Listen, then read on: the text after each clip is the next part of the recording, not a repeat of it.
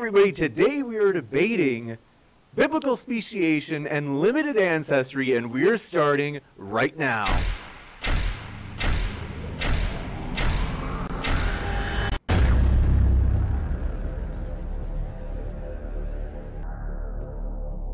Ladies and gentlemen, thrilled to have you here for this epic debate, as we are very excited because we have with us tonight two experienced debaters, and they are debating one of the classic questions of the origins of humanity, even the origins of the animal kingdom. So it's going to be a fun one. Want to let you know, though, if it's your first time here, consider hitting that subscribe button, as we've got a lot more debates coming up that we are very excited about.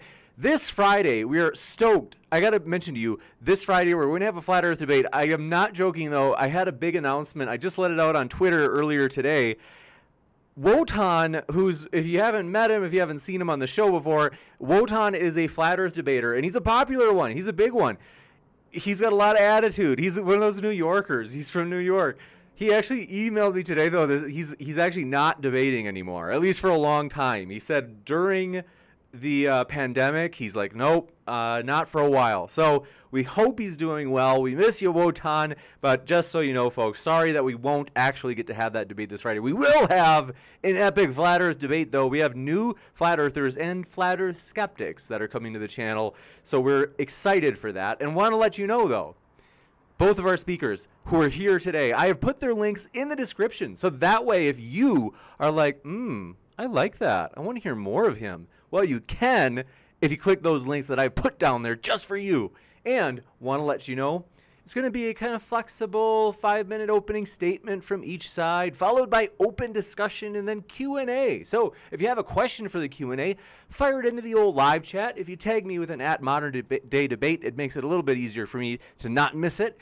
And Super Chat is also an option where you can ask a question. It'll go to the top of the list for the Q&A, and it'll also give you a chance to ask a question, to taunt, or to give a rude comment toward one of the speakers, to which they would, of course, get to respond to. We ask you to be your friendly selves for both the questions or rude comments. So with that, very excited, folks. What I'm going to do is, forgive me, guys. Who's it going first? Can you remind me? Gotcha. Standing for truth. That'll give me a chance to look up what LA stands for. That's right. Limited ancestry, baby. So, very excited. I'll give you a hint in the opening.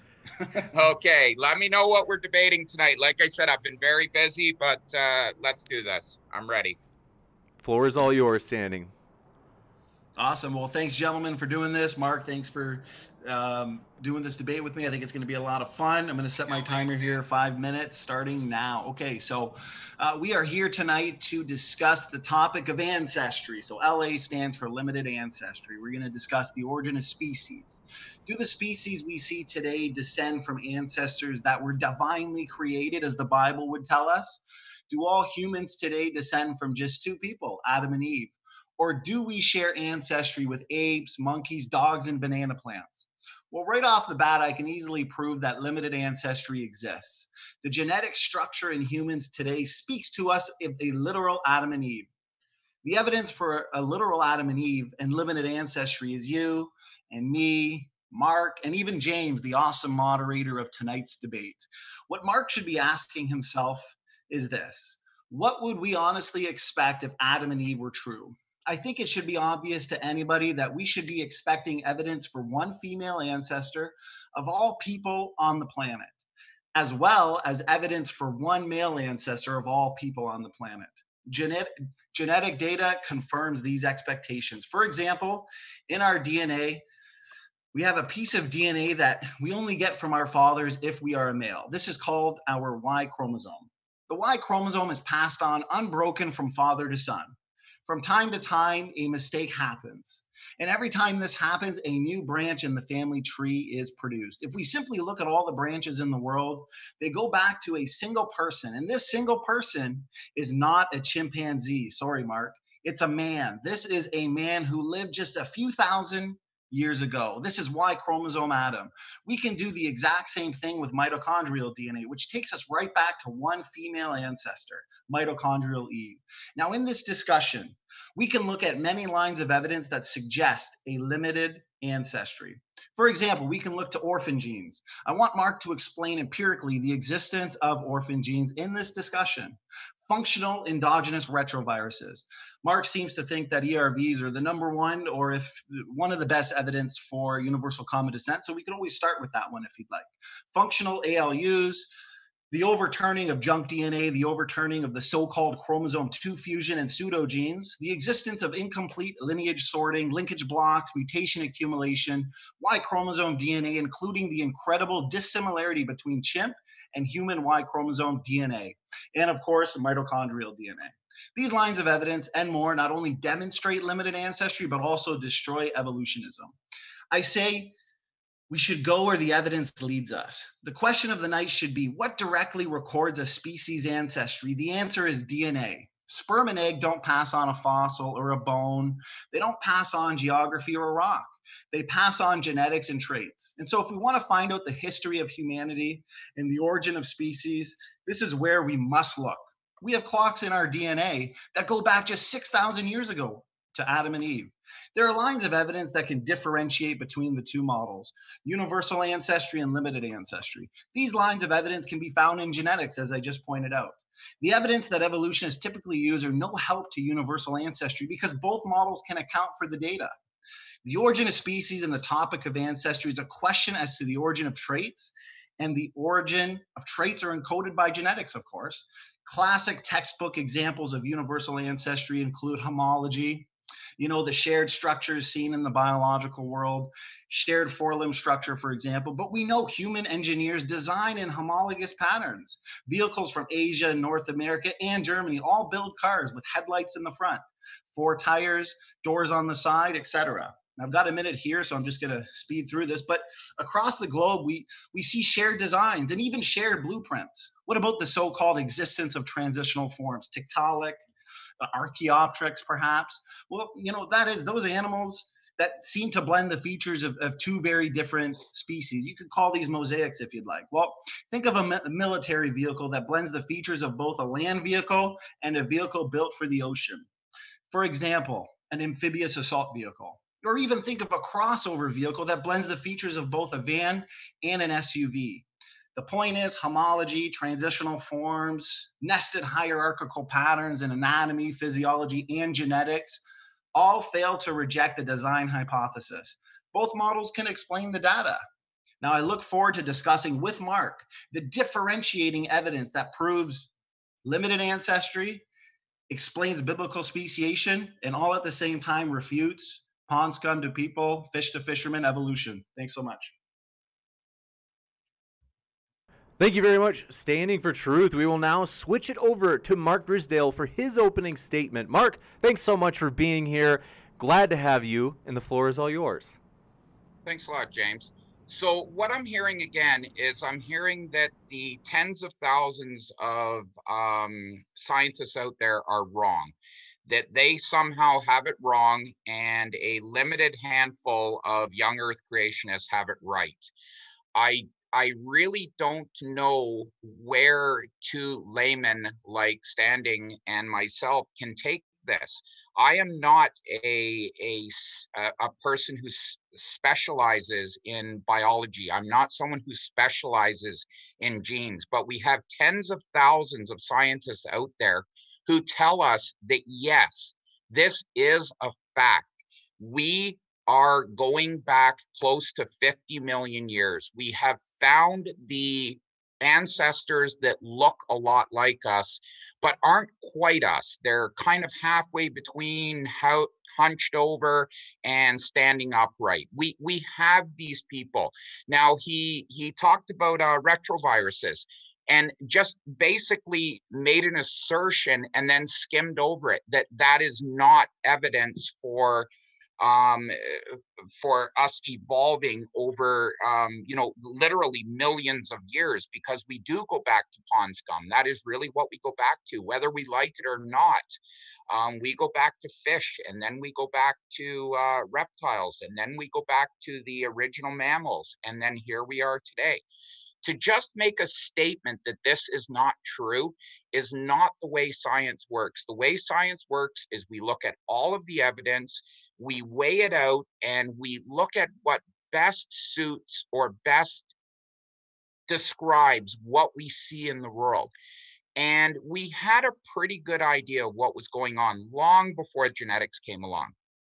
Genetics is new. As we all know, it's last 40, 50 years we started working on genetics. But before that, we would look in the fossil record. We would see this very neatly laid out layer where we would go from very primitive to we would start to see the reptiles, and then we started to see the minimalist mammals, and then we seen them turn into, if we want to pretend that man is the ultimate in evolutionary design, if we want to be that arrogant to say that, then yes, we can see where we went from monkeys and then into humans. There is just so much evidence out there that I don't know why we're going to sit here and we're going to kind of as two laymen, we're going to kind of play around with it and try to make science suit our point of view. I really don't have to really stand up here and make much of a point, except to say it's not the majority of scientists, it's not the majority of biologists, it's not the majority of chemists, it's all of them, except for the most extreme outliers. And yes, you can come up with 400 or 500 people who happen to also be religious that will find on your side and talk about these people like it's a lot.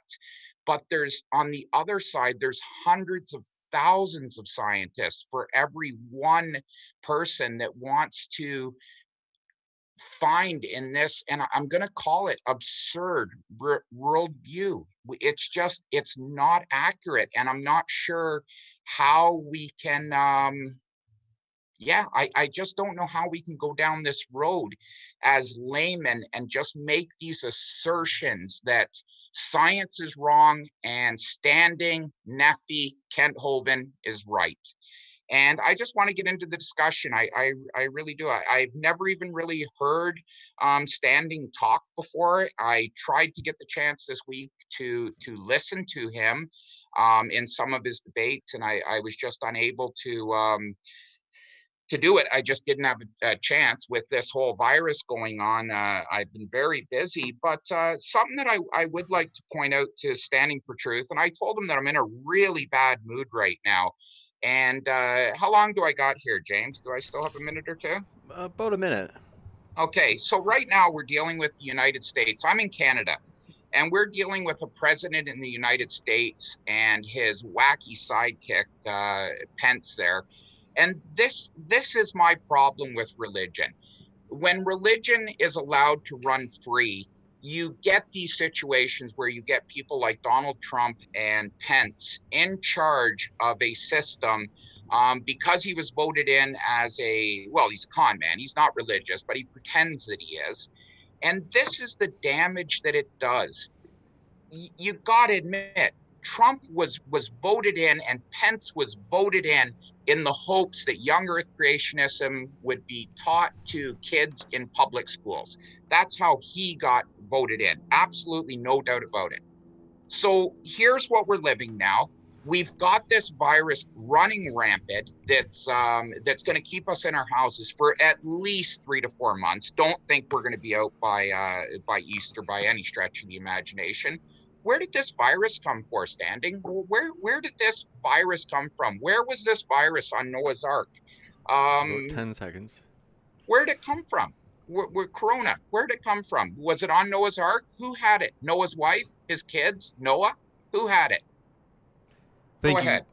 Thank you very much, Mark, for that opening statement. And yes, it's true. We hope you're all healthy and well out there, friends, as it's a wild one. You'll notice, like, I'm in Denver right now. Usually I stream from my office, but our building's completely locked down, like completely. And so I had to find a new place to stream. And so this is like, oh, this is a good view. So with that, though, very excited for this open discussion section. So, gentlemen, thanks so much. The floor is all yours. Okay, well, thanks so much for that opening there, Mark. To be honest with you, I didn't see much more than arguments from majority, but if you do want to talk about viruses first and where this coronavirus may have come from and where viruses stand in the biblical creation model, well, I definitely enjoy showing people that what they think they know about viruses for the most part is wrong, because it sounds like you assume that when you hear the word virus or think of viruses, you think of something bad. But little do most people know, actually, most viruses are actually beneficial. Like, do you know how many viruses roughly, Mark, that we have in our body and in our genetics? Well, I know of parasites that we have that are beneficial. Absolutely. Can you name some of the viruses that are Oh, real quick, beneficial? Mark. I don't want to interrupt, but I just asked you a question. If you know how many viruses we have in our genetics, it's just a simple question. What do you want, a number? More How would I know that number? Do we have viruses that are beneficial? No, I don't know of any. So maybe you could tell us what viruses are beneficial to us that we couldn't live without. Well, most viruses, is what I'm saying, are actually beneficial, Mark. The question you're asking and the question most people ask are, don't most viruses cause disease? So I'm telling you, I'm telling anybody else who thinks that the answer is no. We have even more viruses in our body than bacteria. And we know that bacteria is good. For example, bacteria is good in our gut. And I'm sure you've even heard, Mark, that we have more bacteria in and on our bodies than we do cells. And yet we have more viruses in our body than we do bacteria. But the question I think we should be asking is, what are all these viruses doing? Well, what they are doing, Mark, and you might be aware of this, is they are actually controlling the number of bacteria in our gut and the number of species of bacteria. Mark, this is all about regulation.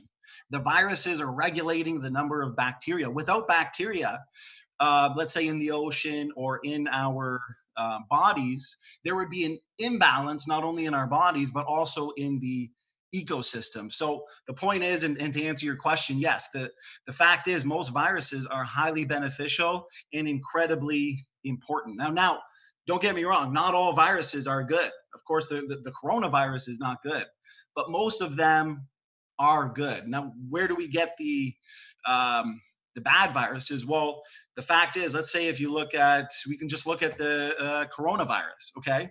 So viruses in general, they don't cause disease, but when they jump from a different species, like this coronavirus did, the new species does not have the ability to regulate the virus properly, and the virus tends to burn hot and fast. Now, fortunately, you might be aware of Ebola. Sometimes these viruses burn out, which is good. But the point is, viruses are beneficial. So they were created beneficial and highly important to our body, just like the endogenous retroviruses. They're highly functional DNA element, important in our genetics. But over time, if they cross species or based on a mutation, they can go from good to bad. But the majority are good. Go ahead.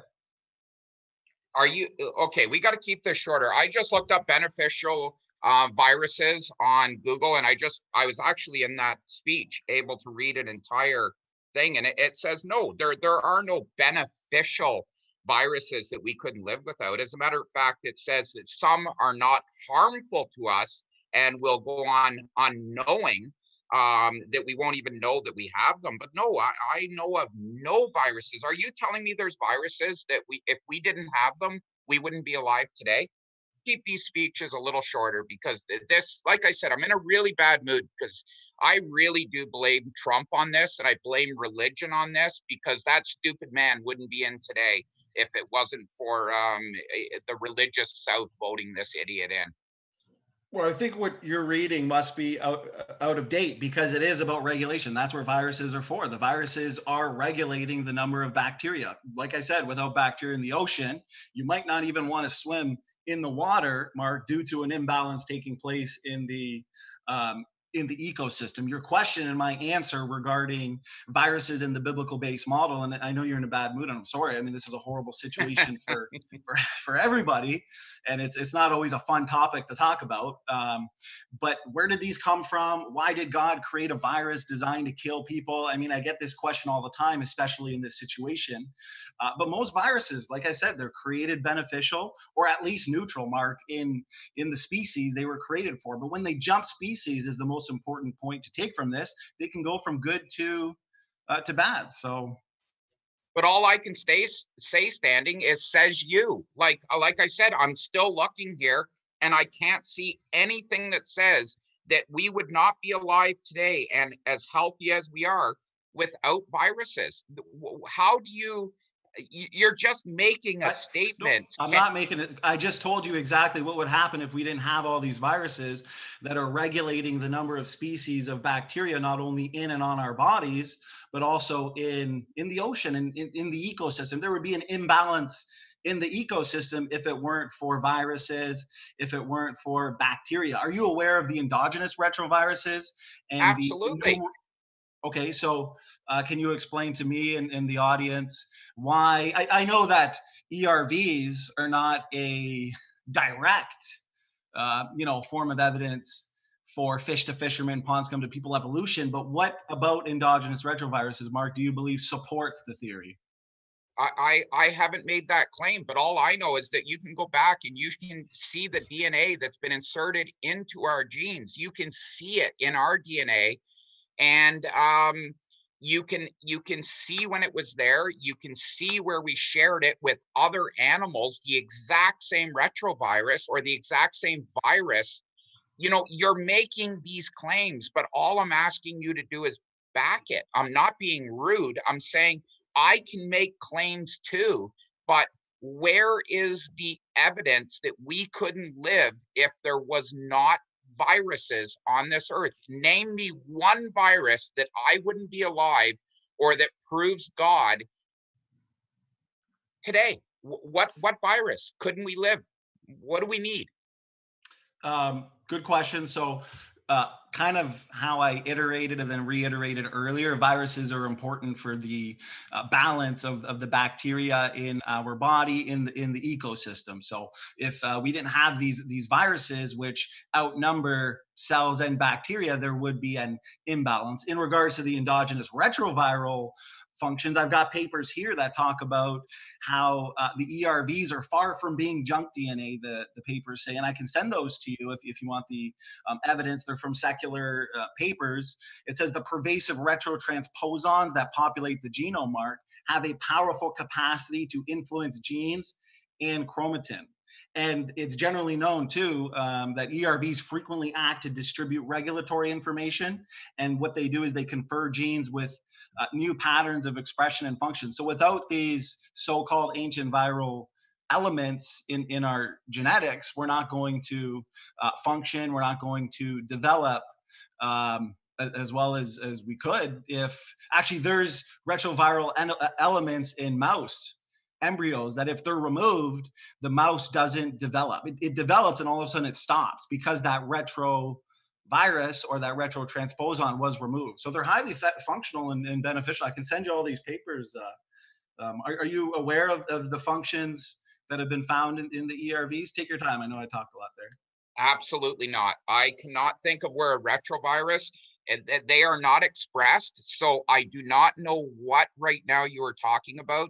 You're making claims without a basis. There is absolutely no way that you Well, can I just said I have the tonight. papers. Sorry to interrupt. I do have the papers if you'd like. That's fine. And they need to be peer-reviewed papers that say that if that mouse hadn't gone through, so every cold we get, every flu we get, every sickness we get, do you agree that that injects into us in a way, it cuts into our DNA and it expresses itself as a retrovirus? Can we agree on that? Well, Mark, you said that we can see the insertions of these endogenous retroviruses. Well, the reasons why they are called ancient viral remnants or ancient viral infections, because they would have inserted themselves millions of years ago or hundreds of thousands of years ago. So we actually never seen them inserted. So that's why the question is, are these really the ancient remnants of viral infections? Because if what we now know is that these retrotransposons, the ERVs, for example, they can jump around the genome and they can turn on and off various types of genes. I will send you the paper where it shows that there's the specific class of retrotransposons, Mark, in the mouse embryo, because you did touch on that. And I'd love to show you the paper because it does show that if you deactivate it, the mouse embryo will develop and then stop. And as I said earlier, it's because it depends on the function of these retrotransposons, which evolutionists have always assumed was junk DNA, right? They'll take these ERVs and they'll look at ones in humans, chimps, monkeys, and they'll say that the nested hierarchical pattern and distribution of these ERVs prove common descent. But what we now know is that these ERVs are, functional DNA elements important to the genome. So what you said is true about cold viruses, flu viruses, but this is when they cross species. Okay, that's why they are harmful. But the viruses in our body, they don't cause disease. Those are actually highly important for our genetics, for the ecosystem. I mean, if you're not aware of this information, that's completely fine. But ERVs are like junk DNA. It's all been overturned. It's just not good evidence for evolution. Viruses in general, to be honest with you, I think as I'm proving here, fits far, far better in a biblical base model. Mark, go ahead. Well, nothing fits in a base model. In everyday science, nothing fits into the biblical model. That's the problem that we have. And science would embrace the Bible. I swear to you, I would embrace the Bible if you could just show me one piece of evidence that would make me think to myself, that is really unexplainable. That's got to be magic. That's got to be a god. But every single thing that we see lines up with genetic. It lines up with biology.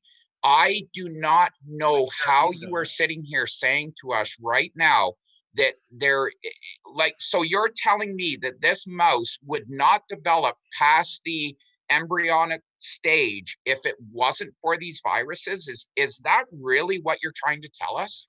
See, here's the question though, Mark, are these ancient viral infections, are these endogenous retroviruses, the retrotransposons, are they actually the result of ancient infections back in the day, hundreds of thousands of years ago to millions of years ago? Because remember, what you said was that you can see the insertions on these retroviruses. That's not actually true. So we should be asking ourselves, are these actually leftover remnants, or are they created units of DNA function? Because evolutionists for years have said that they are just junk, no function. They're remnants of ancient viral infections. But that's because, and I will agree that they do have similarities, Mark, to actual viruses. So the evolutionists, the scientists, they've predicted that these sequences would be non-functional. That's why they look to the shared ones between chimps and humans to say that this is evidence for common descent. But as I've shown over and over again here, the evidence is actually looking like they're not remnants of viral infections, but they're actually functional DNA units. This is consistent with our created heterozygosity hypothesis that suggests the vast majority of our DNA units, for example, are created initially by God. And viruses demonstrate this. I mean, do you disagree with anything that I've said in regards to the science behind the viruses, the retrotransposons? Is there anything that I can clear up for you regarding it? Yeah, I disagree with it all. There's not one evidence. Like, I've been looking. Everyone can see me looking down here. I am looking for beneficial viruses on Google. I can't find one thing that says that if it wasn't for these viruses, and don't forget, Standing, there are millions of them in our genetics. Exactly. Millions. Actually, Google, how many viruses do we have? I think it's actually trillions of viruses we have in our genome. Okay, let's go with trillions of them. They outnumber ourselves and bacteria. Okay, But right now, we're picking them up at a rate of, from what I can see here, we're picking them up at a rate of about 3 to 4 a year. How did we get trillions of them if there's not a common ancestry? They were created that way. I just explained it, Mark. You got to listen. We were created with viruses? With viruses, bacteria. You understand that bacteria are incredibly, for example, bacteria in your blood, that will be infectious. Bacteria in your gut, that's healthy. That's why people say after rounds of antibiotics, hey, take a round of probiotics so you can get those good bacteria back. I mean, Mark, just look at swans, geese, and ducks, okay? You do realize that they have influenza viruses that they actually carry. They carry all the variations of influenzas. This is a fact. Now, when these animals defecate in the water, okay, and then you go swimming in that water, as gross as it sounds, Mark, you're actually covered in viruses. And the question is, what are these beneficial roles of these viruses in ducks and geese? Because they're not going around with the flu all the time, because those influenza viruses in the ducks, in the geese, for example, they are beneficial, just like our viruses are beneficial to us. But when they jump from a different species, and I've said this over and over again, so we may just have to agree to disagree and go on to something else, but when they jump from a different species, Mark, the new species does not have the ability to regulate the virus properly. That's the issue here with the coronavirus. So now the virus, for example, with the coronavirus, the H1N1, Ebola, it's now burning hot and fast. Our body doesn't recognize it. That's why with the coronavirus, I think it's a week or something, you can go without symptoms, and unfortunately now you can pass it on to 100 different people. That's why this self-isolation is incredibly important. But these are the ones that cross species, Mark. That's when they go from good to bad. And I understand you disagree. You may just have to agree to disagree, but these are actually facts, Mark. Well, what I'm hearing you saying is that we're very much like the animal kingdom. We pretty much share the same genetics with the animal kingdom, which pretty much backs up everything that I say. We are part of the animal kingdom. If we weren't, we would be different. We wouldn't get colds. We wouldn't have an anus to shit out of. We wouldn't have a mouth to eat out of. We wouldn't have blood. There would be something about us that would be different, that would be obvious. We would have a different way of reproducing. Like if you go back to the Old Testament, apparently God showed Adam a bunch of animals, and those animals were to be his mate, to keep him company. Why did Adam, why was he able to produce sperm if Adam was to be the only man on earth? The whole thing just doesn't make sense. You can't wrap it into a present that makes sense. It's just really, it doesn't make sense to me. Why would God make animals, one species that carries viruses that could kill another species, not just another species? Well, that's because of genetic degeneration. They weren't originally created this way. Let me just say this: the species of his choice. These are we are the ones that are apparently made in God's image. Why would there be other species like swans out there that need to carry these viruses that can kill us?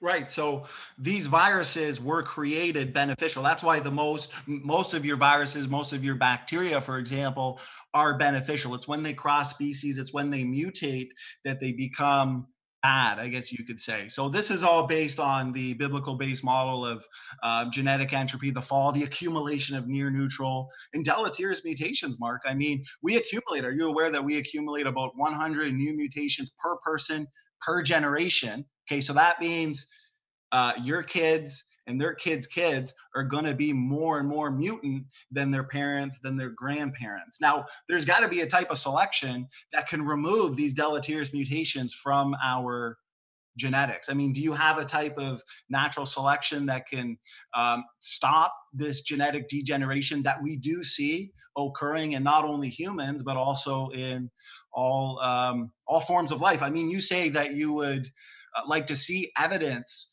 for creation. Well, you can take this accumulation of mutations to a point of least mutation accumulation. That would be a point of creation, Adam and Eve. We can see that based on mutation accumulation, mitochondrial DNA, Y chromosome DNA. I mean, you listen to my opening. Is that not convincing to you that we can directly trace through our genetics? We can directly trace ourselves back to two common ancestors, Adam and Eve, just as the Bible says. Isn't that what you would expect to find, Mark? Take your time. Take your time. But we don't. We don't. We do. If we use the empirical method, Mark, as I explained in the opening, we can look at, say, mitochondrial DNA. Okay, let's look at that small DNA compartment. We inherit, as you know, mitochondrial DNA from our mothers. Now, everybody on this planet got their mitochondrial DNA. This is a fact from a single woman. And this woman, Mark, is exactly what we would expect from the biblical Eve. She's literally the mother of us all. And this is based on observed mutation rates, not using divergence and evolutionary based assumptions, just looking at pedigree based studies. We can trace our mitochondrial DNA back to one single woman 6,000 years ago. I mean, isn't that exactly what you would expect if you wanted evidence for a literal Eve and a literal Adam? And if not, what's your evidence against the genetic data I'm talking about? My evidence is the Earth is older than 6,000 years old. I would really like to keep our comments, and believe me, I'm not putting you down here. Let's just change the way we do this. Let's do a one question for one answer style of debate, because we're going to run out of time, and I'm really enjoying talking to you. This is very different than talking to Ken. So I'm going to ask you one. I'm having fun too, Mark. I'm having fun. Yeah, I'm going to ask you one question. Are you saying that we would not be alive today if it wasn't for bacteria and viruses? Okay, so if you want to go back to the virus topic, that is exactly what I'm saying, okay? The ALUs that populate our genome, the endogenous retroviruses, all these classes of retrotransposons, as I've indicated earlier, the bacteria. I mean, why do you think people take probiotics? I mean, bacteria, our healthy gut flora is dependent on our bacteria. Now, like I said, I mean, bacteria in the blood, E. coli, for example, that's going to lead to infection, of course. But the viruses that populate our genome, populate the ecosystem, they are there for regulation purposes. I mean, there would be an imbalance in the ecosystem. I mean, these are symbiotic relationships that we are looking at. So this is, yes, I will say, I'll keep it short, viruses and bacteria are created by God. Okay, they were perfect. They are beneficial now, but some are bad due to genetic entropy, genetic degeneration. Oh, you're done. Okay, that was a weird end. Okay. Oh, wow. What do I say? Yes, we can live without this. Bacteria in our gut is beneficial to a point. It continues to break down our waste product. If we were designed by God, and I know this is going to sound terrible, and you know, take it for what it is out there, believers. Does God poop? That's my question to you. So your question, so everything that I've discussed about mitochondrial DNA, Y chromosome DNA, your question is, does God poop? Yeah. No, he's an eternal spiritual being who's outside time, matter, and space. He's obviously in it. God doesn't eat either. God doesn't eat. We eat, though. We're his creation. I just want to say, I just Googled benefits of viruses. A bunch of things came up that, look at this one. It says, why viruses deserve a better reputation. Viruses, you've heard the bad. Here's the good.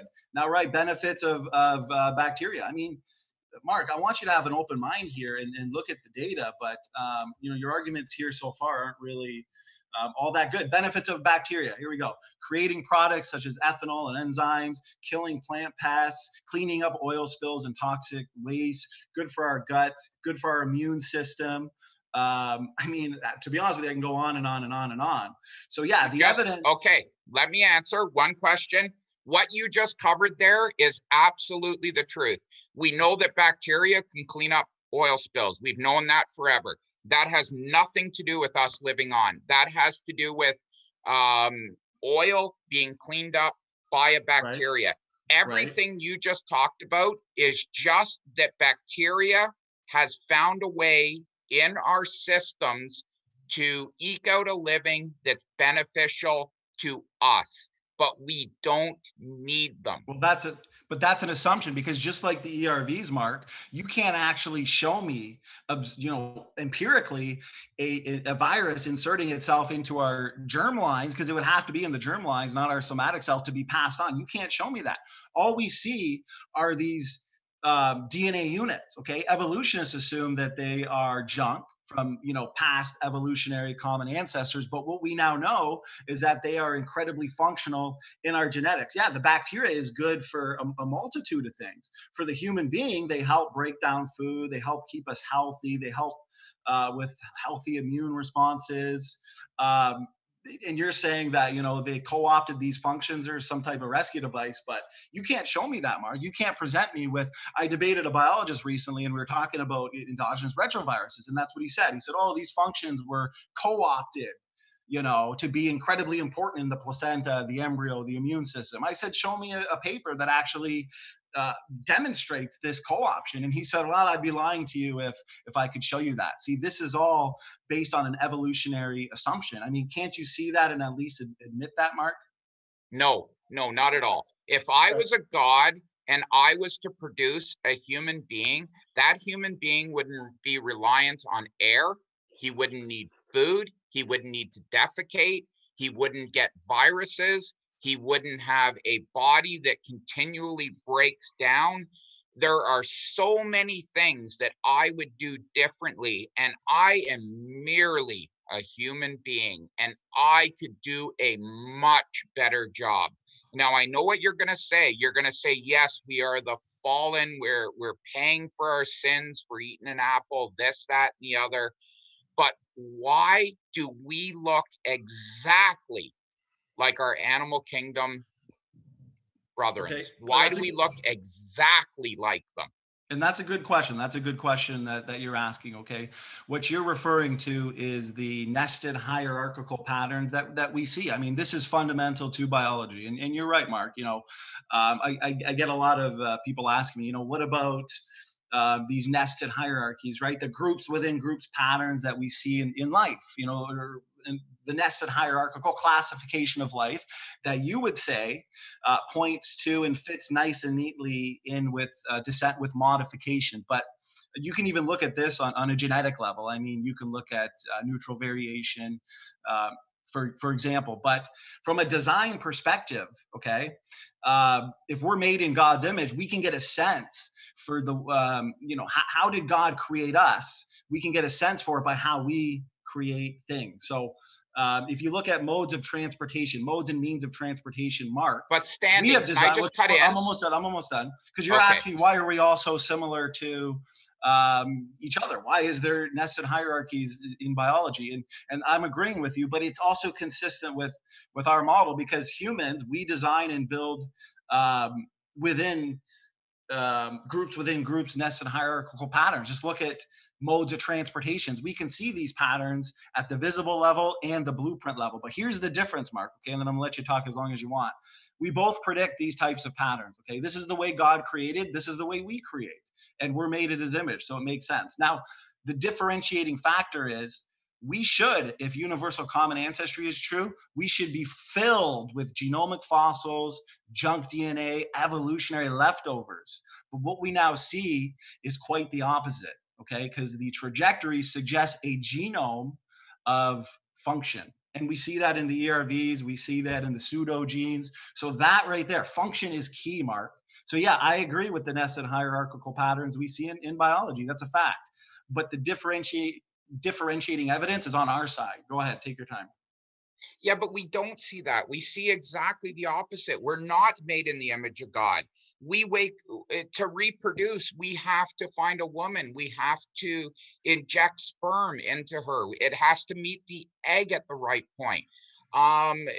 We are not made in any image of a god. We are made exactly the same as an animal. You cut us, we bleed just like an animal. We fall off. Let me ask you this simple question, and let's keep this really short because we're running out of time here, and I can't believe it because I feel like I just got started. I hope we get a little extra time. No, I enjoy talking to you. Okay, So let me ask you a question. Was Adam made to live forever? Simple question, yes or no? Yes, He was made to live forever. correct. Adam's teeth could live forever. Adam's joints could live forever. What happens if Adam fell off of a cliff? Would he just live as a ball of jelly at the bottom of a cliff? Could he die?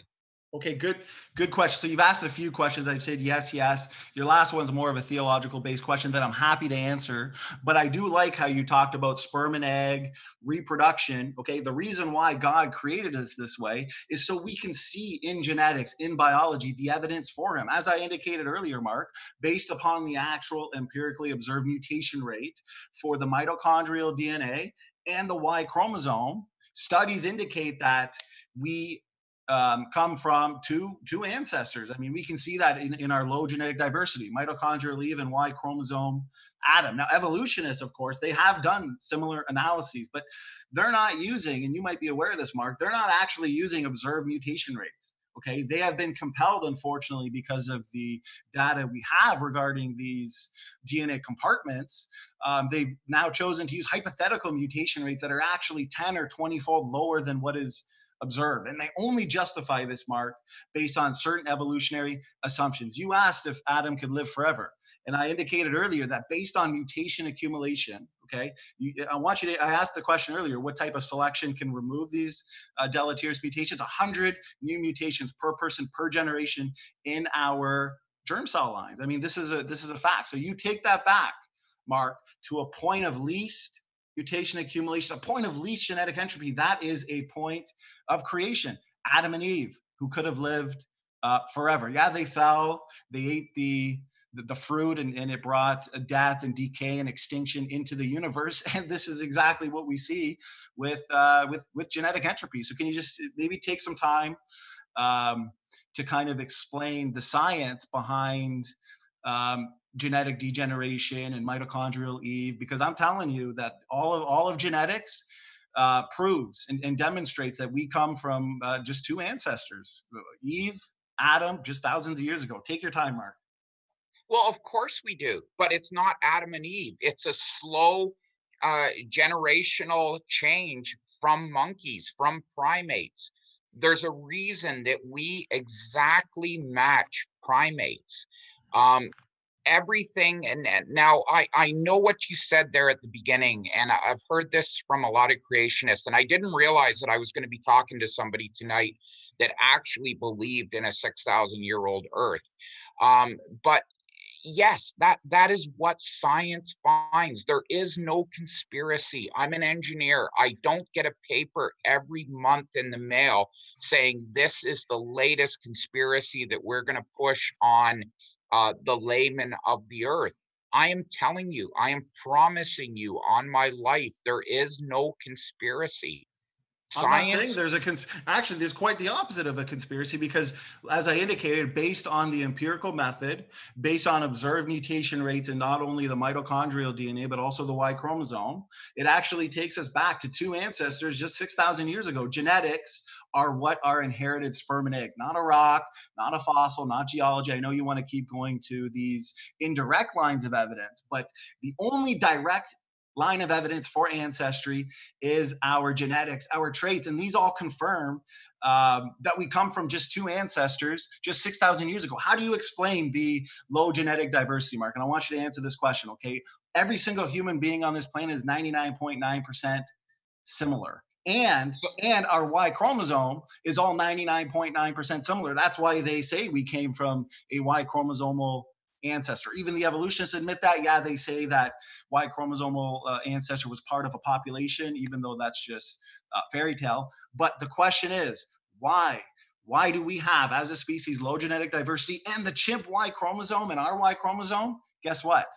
It's only 70% dissimilar, when it should be the most similar chromosome to us, because you said supposedly we are related to chimp. So there's 2 or 3 questions there. Take your time, and hopefully you can answer those, Mark. Well, of course we do. I don't know what you're asking. You're making these assertions that you know these things. but it's against science. Science does not say that we're I'm sorry 6,000 to, years old. I do have the peer-reviewed secular papers are you disagreeing with the data that suggests the chimp Y chromosome and the human Y chromosome 70% you realize that the Y chromosome doesn't have a counterpart to recombine with, right? I mean, you can get some variation there with gene conversion, for example, but that means it should be the most similar chromosome to humans. But why is it so dissimilar? I mean, do you have any answer to? I mean, it just sounds like you're kind of waving away the evidence. But I have It's not dissimilar. It's not dissimilar at 70% all. dissimilar.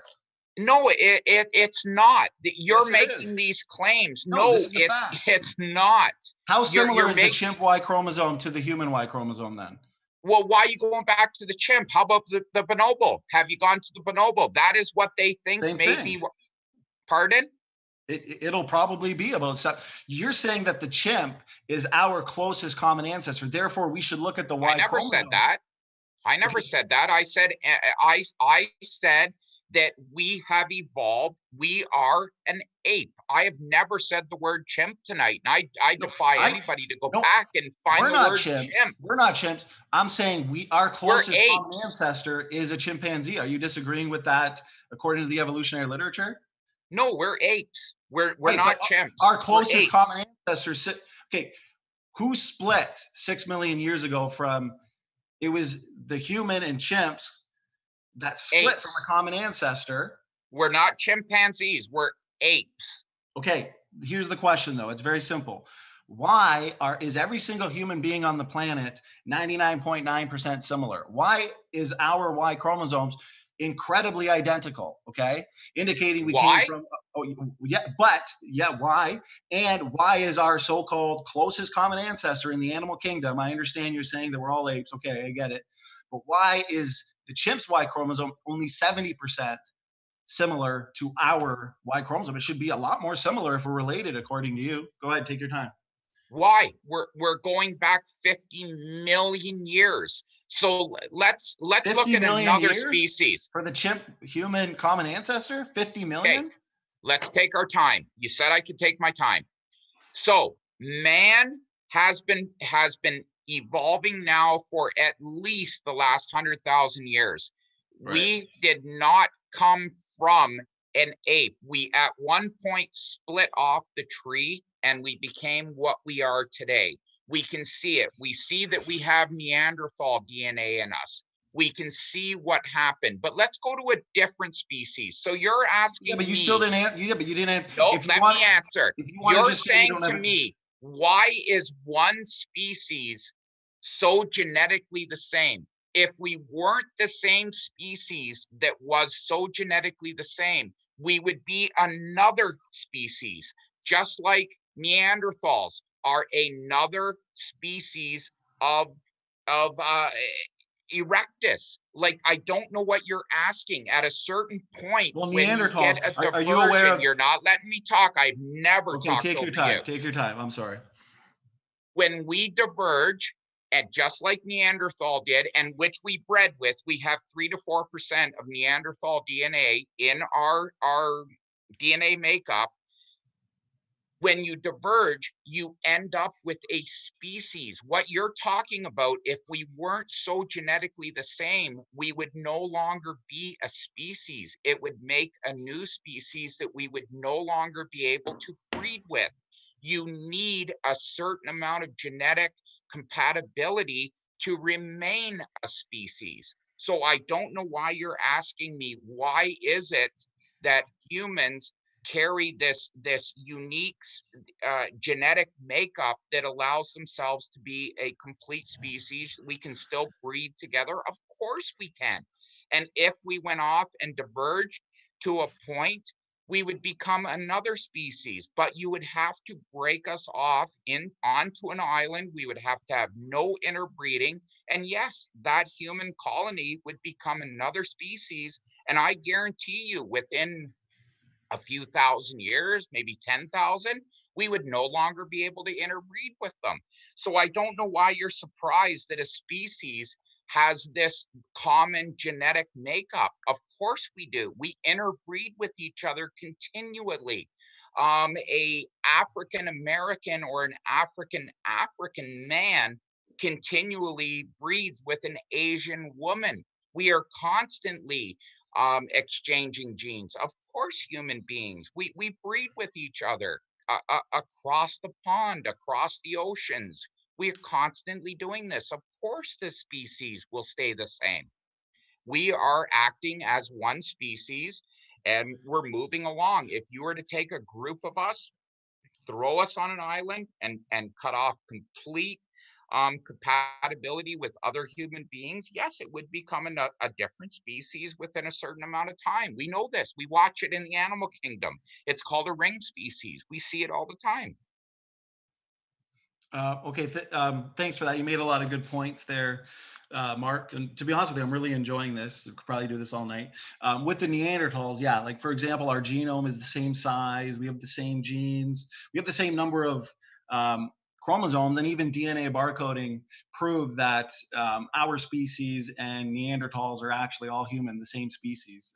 When they sequenced the Neanderthal genome, the out of Africa, hypothetical bottleneck hypothesis actually became more problematic because the Neanderthals, which we now know are fully human, Mark, they also interbred with Europeans and other people groups. For example, like if you look at Erectus, Naledi, Heidelbergensis, the Denisovans, I even believe the Hobbits.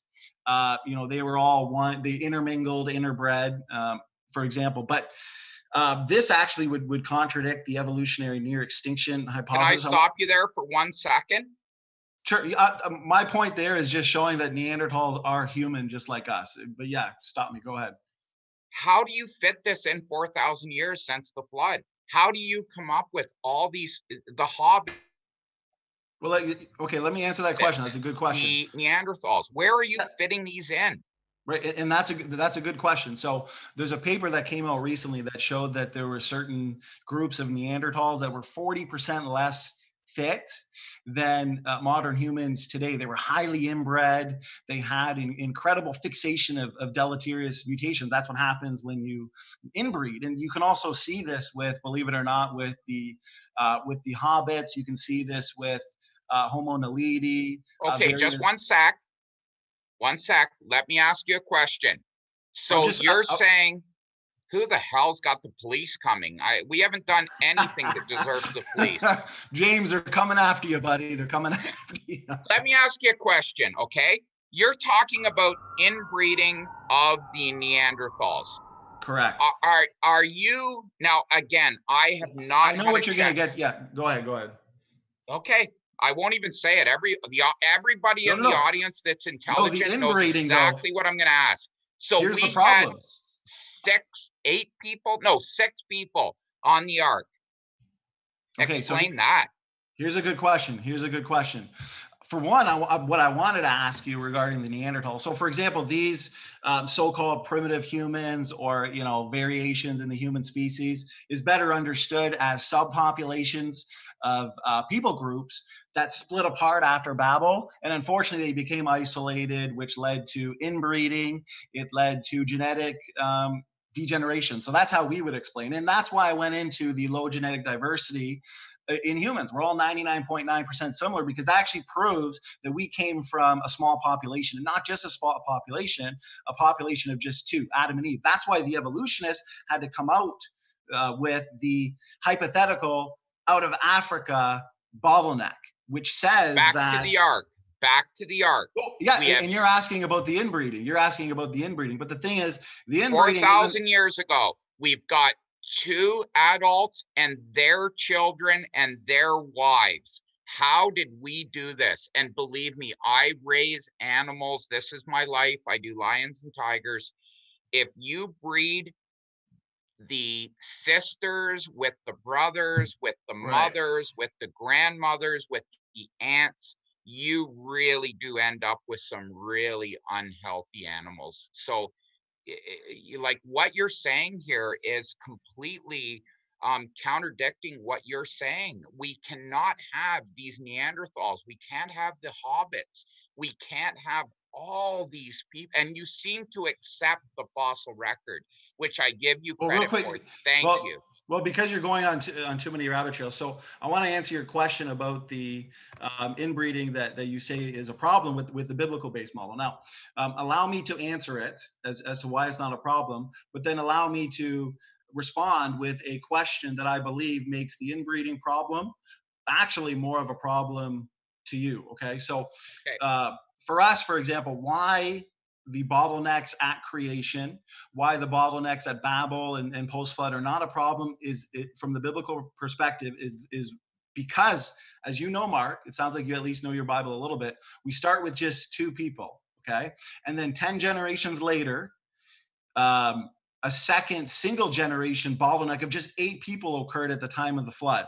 Here's why it's not a problem, is because both bottlenecks were very brief, okay, just one generation, and then they were followed by exponential growth. And in both cases, Mark, there would be almost no previously accumulated mutations, especially because we explain the vast number of DNA differences as created diversity, the created heterozygosity hypothesis, for example. So, there'd be no inbreeding effects in our model, and very limited human genetic diversity, as I keep talking about here, in the Y chromosome, mitochondrial DNA, and the human species does demonstrate that we came from a small population, Adam and Eve. Now, it's not a problem for us, but it's a huge problem for you. And then I'm going to turn around and ask you the question, and I want you to answer it.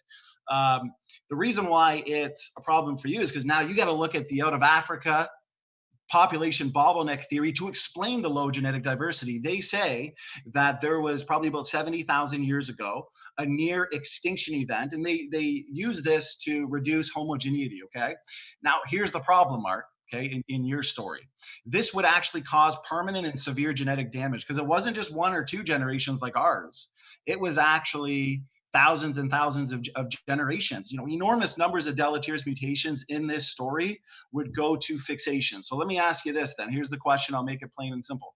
How could such a tiny, nearly extinct, okay, in this out of Africa scenario, I think it was Homo erectus that evolved into Homo sapiens, this genetically compromised population apparently suddenly exploded into all parts of the world, seizing dominion over the planet. And yet, this population was inbreeding for not one generation, not two generations, but many generations. So how is this even feasible? Go ahead. Well, what you're asking me is to explain how the out of Africa hypotheses work. How does the arc hypothesis, Well, I just explained, Mark, I just answered, and you promised you would answer my question, okay? Because yeah, I will. Your bottleneck involved an extended near extinction event associated with severe inbreeding, but ours wasn't extended. We also don't explain the vast majority of DNA differences as mutations like you do. And all the bottlenecks were followed by exponential and rapid population growth. That inbreeding is not a problem for us. But from you, it remains a very serious theoretical problem. So I'm just asking you, how is this bottleneck hypothesis even remotely feasible? Take your time. I mean, you gave me the respect to answer, and now I just want you to answer. I don't know what you're asking me. There's only one bottleneck theory out there. Yes, during the Ice Age, we got down to very few human beings. I think they say around 40,000, which is considered a genetic bottleneck. I'm going to ask you one more time. How did we get off the ark in a field of mud and repopulate the earth with 6 people? Okay, so I'm just going to say that it's okay that you don't understand the question about the severe. I understand what you're saying. You're asking me to explain the genetic bottleneck that we had 10,000 years ago during the Ice Age. No, it was about 70,000. Some say that the bottleneck reduced the human population to about 2,000. Others say 10,000. The reason why they invoke this is to explain the low genetic diversity, right? They needed a way, and inbreeding would be the perfect way for many generations to reduce this homogeneity. But the question is, do you understand that 10,000 is considered a bottleneck? Not 6. Yes. We see it in the cheetah. Do you know that we can take a cheetah and we can take skin grafts, we can take any organ, we can take the blood, we can take anything out of a cheetah, and we can pass it on to another cheetah. We don't even do testing. We don't care. We can save that cheetah without even checking on it. When you take a lynx, like I had a Canadian lynx that was sick, and we needed a blood transfusion really bad to save this this Canadian lynx, and we couldn't do it. I could not find another Canadian lynx with acceptable blood to transfuse into this Canadian lynx to save it, because it never got to the point where it had a genetic bottleneck. But the cheetah did. It got down to 10 to 20,000 individuals. We can Right. take any piece of Mark, skin. is it okay if I cut you off? Because I like that you brought up the cheetahs. Do you Absolutely. do you know in Google how many cheetahs are left on this planet? Because I just looked it up the other day. Because I've always said about 10,000. I did a debate recently with Gutsick Gibbon, who had a hard time answering this question too. It's okay, because the thing is, the answer to it is nothing but post hoc ad hoc. Now, if you Google it, the cheetahs are down to about 7,000, and That's right. conservationists feel that. Am I right? Yep, that's Yeah, about right. right. And Last I heard, conservationists, we were down to about 6,000 of them. right, and that's not good. That's not good. So conservationists feel the cheetah is already showing serious signs of inbreeding and genetic decline, because small bottleneck populations, as you know, have very significant problems. There's just not enough of these cheetahs. Now their sperm is degenerate. Mark, the genetic diversity has eroded due to the inbreeding. The species has been expressing many deleterious recessive mutations. But guess what? We're not going to see this population of 6,000 cheetahs suddenly explode into all parts of the world, seizing dominion over the planet. Yet that's what the evolutionist says happened 70,000 years ago with this small bottleneck population of 2 to 10,000 humans. They say they suddenly seized dominion over the. Why can't cheetahs do that? The only reason that cheetahs cannot take dominion over the earth is because there's man with guns. Man did not go up against man. Man was free to do whatever he wanted to. We are a species of animal that has taken over this planet. We have taken control of this planet, and no animal stands a chance against us. Are you saying to me that if the cheetah wanted to move to North America, it would just move here? With human intervention or without, it's not going to, because of the destructive mutations. It's too highly inbred and genetically damaged, just like this so-called hypothetical population of 10,000. I see people in the chat saying I didn't answer the question about our bottlenecks. I did very extensively. We start with just 2 people, Adam and Eve, and then 10 generations later, we have a second single generation bottleneck of just 8 people occurred. These were not extended, and these were all followed by rapid exponential growth. In population, there wouldn't be any inbreeding effects. And you asked, how could they speciate? How could we get all the different people on the planet just from 2 people? And that's a really, really good question, because you may have heard me in my response there, Mark, and that we explained the vast majority of nuclear DNA differences as the result of created DNA diversity. Okay, so that is a good question you asked. And I remember you asked it to Nath, and you've asked it before, and I think you deserve a good answer, okay? We do have to, we'll give you a chance. Before I go on, did you want, what's that? I'll give you a chance to respond, but then we do have to go to the Q&A pretty quick here. Okay. Why, you got to go to bed, James? Yes, basically.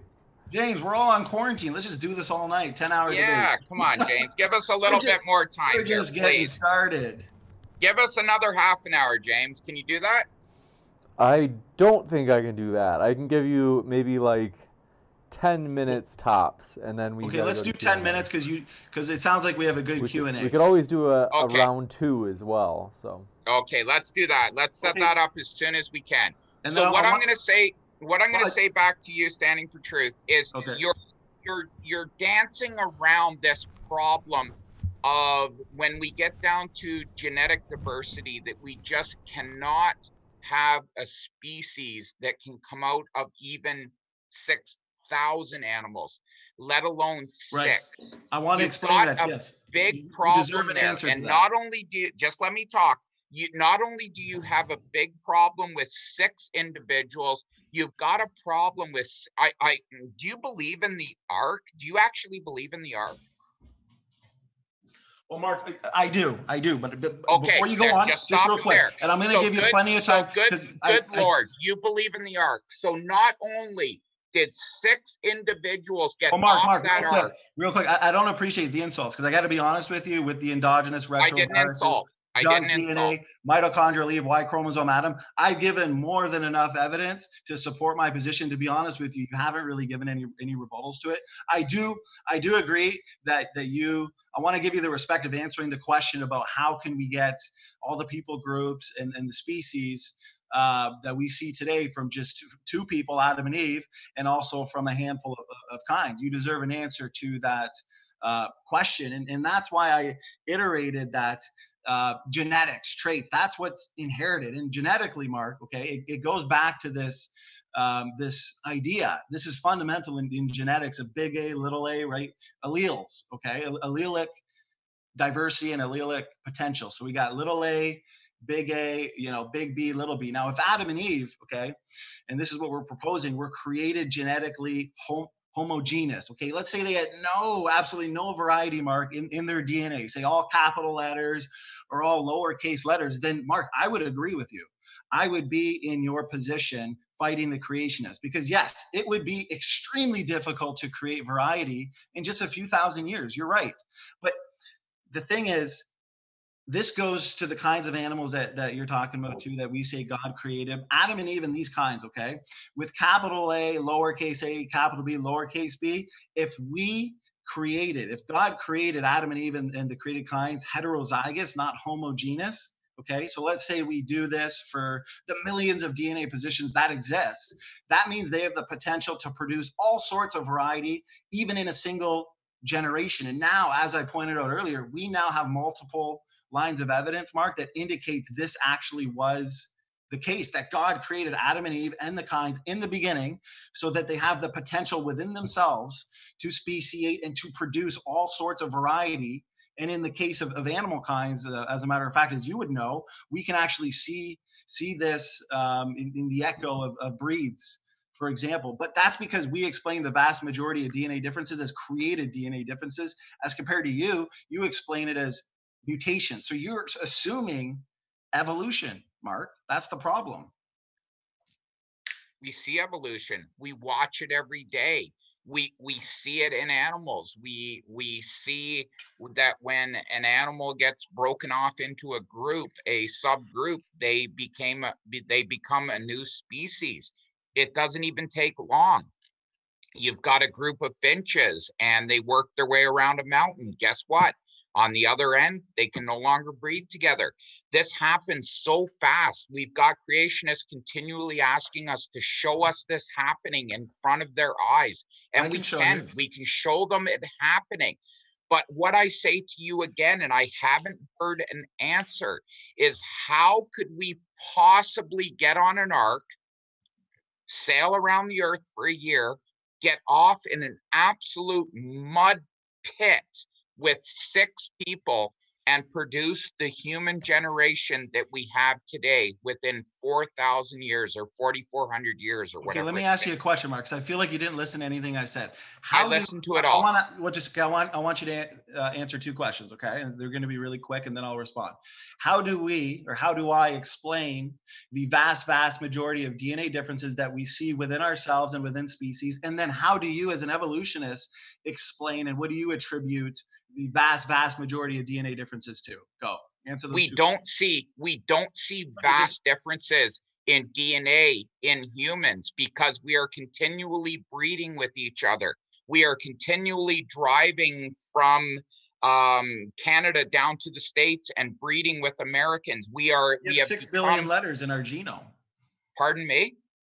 We have 6 billion letters in our genome. 3 billion from mom, 3 billion from dad. And would we not expect that? Would we not expect that over a long period of time, or would we expect that over 4,400 years? That's my question. Here's the thing. Evolutionists like yourself assume that mutations are the source of all variety, and they reject this idea of front-loaded genetic variety. Okay, you're saying that this is all just a big long process of genetic mistakes. So you're precluding you're not even considering the possibility that there was front-loaded genetic variety and created DNA functional differences from the start. Like I said, this makes predictions on DNA function, DNA variety, mutation rates, speciation rates. Are you familiar, because you're a big animal guy, before this is over, do you know how many bird species approximately there are on this planet right now? Tens of thousands. So I'm going to ask you a question right No, now. you're wrong. You're wrong. Just Google it. How many bird species? It says 10,000, but I'll give you about 12 to 15,000. Okay. So if science tells us that there's only 10,000 bird species on the planet, we can actually make a prediction. And Dr. Nathaniel Jensen has made predictions. We've seen new species of finch right before our eyes. So that means if Noah brought even, let's say, 80 different bird kinds on the ark, okay, then there should be, based on the empirical method, mathematical calculation, there should be somewhere between this exact amount of bird species that we see today. These numbers line up exactly with what is in line with young Earth creation speciation rates and the created heterozygosity hypothesis. I've got rates on lizards. There's about 4,600 lizard species. We can do birds, snakes. They all line up perfectly with all coming from ancestors on the ark. I can show you this. It works out perfectly, actually. It works out perfectly. Or so you're telling me right now, and please don't cut us off right now, James, that an emu and a hummingbird is the same kind. Is that what you're going to tell me? How many kinds did I just say as a working hypothesis, Mark? Noah You didn't even say the word kind. You did not say the word kind. I'll give you credit for that. You haven't brought up the word kind yet. Well, the biblical view, Mark, would say that God created kinds, okay, which is more, let's say, the family level. What do we have? Kingdom, phylum, class, order, family, genus, species. Let's make a working hypothesis. Let's put the kind at the family level, okay, not species or genus, but family, okay? Noah takes kinds onto the ark, not species. So this means that there exists some limited speciation that can happen. So let's say Noah brought 80 different kinds of birds on the ark as a working hypothesis. Well, I just showed you the numbers. I've indicated that Dr. Nathaniel Jensen, a Harvard graduate, has made predictions on speciation rates. And if we take the calculations and take it right back to that based on speciation, let's say 3.3 or more new bird species every single year based on the 10,000 we see today, that lines up. We don't see that today. We don't see, come on, Standing. We don't see 3 new species a year. Mark, we just seen the past year, there's a paper published that a breakaway population of finches, and you're talking about the finches earlier, they broke off. What they seen genetically was reductions in heterozygosity, shifts from heterozygosity to homozygosity, and a new species was formed in the present, in our very eyes. I agree. According to evolution, this should but take how do we get from a penguin to a hummingbird? How do we do that? How do we get from a penguin to a hummingbird? I'm not talking about a finch that is no longer genetically able to breed with another. Is a hummingbird finch and a penguin related? How do we get to that point? How do we get to the point where we have these birds all the way from let's go from emu to penguin to hummingbird? How do we get to that point? Okay, are you saying that according to my model, a hummingbird, an emu, and a penguin are all related through common ancestry?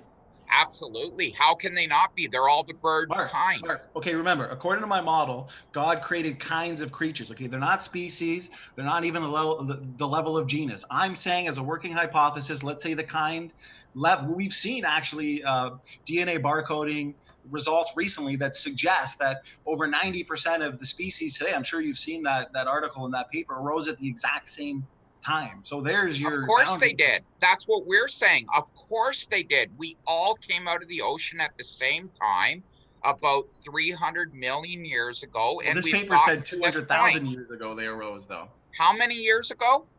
well, the paper says 200,000 years ago, but they're using, they're using divergence and evolutionary based assumptions. The diversity suggests that they all arose recently, 90% of species, but then they invoke, as usual, a population bottleneck for all the species at the same time. No. Evolutionary bias is at work here. That sounds exactly like the flood. And as I said, with in regards to speciation events, speciation rates, we've seen new species of finches on the Galapagos Islands, okay, that people have been studying for years. So there's new species in observed time have been observed, okay. Dr. Nathaniel Jensen has made predictions that according to the biblical flood model, we should be seeing about anywhere between 2.5 and 4 species a year. If we look at the bird species that we see today, okay, let's say about 11,000, we factor that, there's about 4,500 years since the flood mark. And of course, we see the species of bird came from the handful, I'm saying a handful of bird kinds on the ark, okay? Could have been a penguin kind, could have been an emu kind. But the point is, all of it combined, 11,000 bird species divided by 4,500, it gives us 2 or 3 species per year. That's exactly what Dr. Nathaniel Jensen is predicting. And this is in print. These predictions are coming true. I know you scoff at the Bible and stuff, but genetically speaking, we have the evidence, Mark. We have the evidence. I don't scoff at the Bible. I look at the Bible as any other ancient text. There is nothing to back it, and I don't mean to get disrespectful here, but there's nothing to back it. It's just a bunch of people say this, so it must be true. To be honest with you, it just doesn't make sense to me. If you just stop at the point that we are human beings and look at our bodies and ask yourself, and then we're going to cut it off. We're going to let James do his studying tonight. He's Sorry, going James, for his we're just doctorate. having too much fun. Yeah, so I'm Mark, gonna we'll get together ask and talk about this in person. I'm gonna ask everybody to stop and look at their body right now. I'm gonna ask you to look at your teeth. I'm gonna ask you to look at your eyes. I'm gonna ask you to look at your joints and ask yourself, the way you are made, could you live forever? The answer is no. Then I'm going to ask you to look at yourself. Could you last for 900 years or 1,000 years? The answer is no. Your teeth would be gone at 100 years. Your eyes would no longer be able to focus at 100 years. And then ask yourself, what is the whole story about man living forever? If you look at the original Bible, and then I'm going to let you do a closing, okay? So just let me say this, and then I'll let you do a closing, and then we'll go to question and answering. I'm going to ask you to honestly, if there's any creationists out there, what is the Adam story all about? So God made Adam. Adam was showing a bunch of animals as I'm not going to say mate. I'm not going to go disrespectful here and say that God was going to jump on a sheep and have sex with it, but I don't know what else to say. But let's just say that Adam needed a companion, something to spend his day with. Does this story make sense to you? He's going to live forever. So at this point, God made the earth for only Adam to live forever with all of these animals. Now, let's say that Standing comes back and says, nope, that's not it. He always had the intentions of making a woman. Okay, so then he brought Eve on. Well, first he brought Lilith, but then he brought Eve, let's say. So were they designed to live forever and their offspring designed to live forever? If that's the case, we would be dealing with trillions of people by now. This does not make sense. And I will wrap it up at that point. Awesome. Well, thank you for that, Mark. I'll make mine quick about probably the same time frame is yours. With speciation, as I indicated there, and I think as I demonstrated that the recent observations they've documented the formation of a new species at rates much faster than predicted by evolution. But yet it's exactly in line with predictions that have been published by creation scientists. So the amount of species we see today based on the created heterozygosity hypothesis is exactly in line with the biblical based model. All of genetics, we can look at the mitochondrial DNA. We can see that there's 3 major haplogroups that take us right back to Noah's 3 daughters-in-law. The creationists are the ones making the testable predictions. And the evolutionists need to step up. I didn't see any answer from Mark regarding functional endogenous retroviruses, orphan genes, these taxonomically restricted and essential genes in our genome that point us right back to limited ancestry. I didn't see any answers to what type of selection can remove so many deleterious mutations that are pouring into our genetics. His entire opening was based on an appeal to majority, probably more so an appeal to emotion. The one thing he did bring up was the rock record, for example. You know, I've seen him say it before. He said it now. I think this is the only thing that wasn't addressed. He'll say here. This, how much, just give me 20 seconds, James, and I'm done. Okay.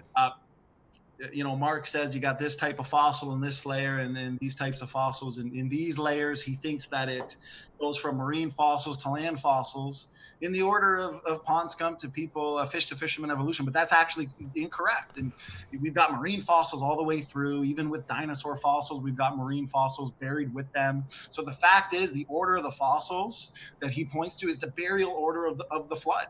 If the flood began in the ocean, okay, ripping up all those marine creatures and burying them on the continents, they would be the first creatures to be buried.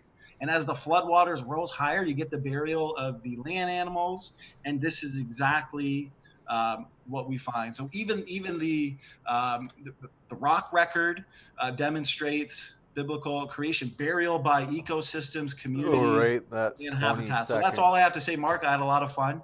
That did fly by. And James, thanks for letting us go on and on. Hope the audience had fun. Thanks.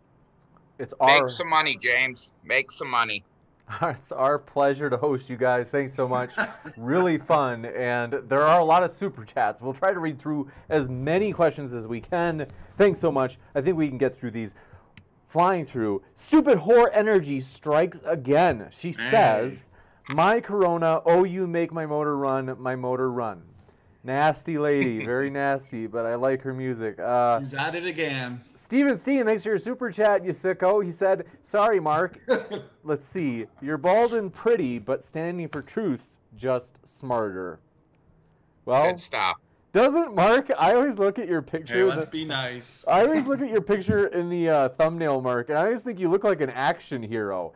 Folks, look at the thumbnail and tell me he doesn't look like a perfect fit for an action hero. So Steven, he does look like he could play in the next Die Hard. Definitely. And Steven Steen. 1 year ago, about a year and a half ago, I used to have hair down to my ass, believe it or not. And I got sick of it and I shaved it all off. Next time we have a debate, I'm going to post a picture. That's awesome. Epic. You really should. We could put it in the thumbnail. Okay, next up, Steven Steen strikes again, who says, congrats standing for truth on your objectively easy win. Good stuff. That's Steven. He likes to stir up trouble, doesn't he? He's a very trollish man. Speed of sound of gravity. Thanks for your super chat. Very generous. And they said, just for James, thank you. This is the last of my toilet paper fund. Really appreciate that. Had to wipe with baby wipes this morning. Next up, Florida Man. Thanks for your super chat. They said, don't smoke crack, kids. Well, I agree. Pax Americana. Thanks for your super chat. They said, tell Mark to stick to biology and not politics. LOL. There you go. Mark, how do you like them apples? Trump lover. We got a Trump guy out there.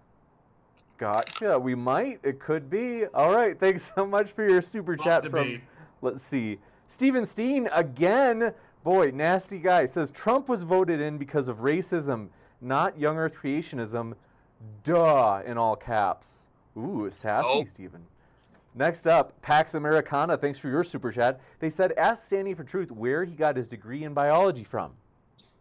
Harvard University. Gotcha. Thank you very much. Me and Mark went to separate schools together. We were in the same class together. We both went to Harvard. Very nice. Appreciate that. Legally Blonde style, yeah. Very, very nice. I've never seen Legally Blonde. Was that her Harvard? I think that was Harvard. Yeah, that was Harvard. How'd she get in again? Good movie. Maybe my wife and I will watch it tonight. Oh man, I wish I could watch it tonight. I have a huge Legally Blonde tonight, honey? Reese Witherspoon. Next up, Steven Steen, thanks for your super chat. He said, COVID didn't evolve, it just chose humans over bats. Huh? I don't know. Yeah, I mean, the virus, cross species, our immune systems can't recognize it. It's burning hot and fast. It's not good. It's not good at all. So I'm with Mark on that. I hope everyone's doing well regarding it, but it's some crazy times.